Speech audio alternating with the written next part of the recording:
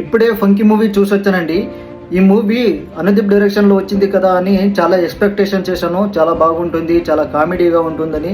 ఈ మూవీ చూసిన తర్వాత నేనైతే చాలా డిసప్పాయింట్ అయిపోయాను. అలా ఉంది మూవీ స్టోరీ చూసుకుంటే. డైరెక్టర్ కోమల్, ప్రొడ్యూసర్ నరేష్తో మూవీ చేస్తూ ఉంటాడు. బడ్జెట్ ఎక్కువ కావడంతో ప్రొడ్యూసర్ స్ట్రెస్లో పడిపోతాడు.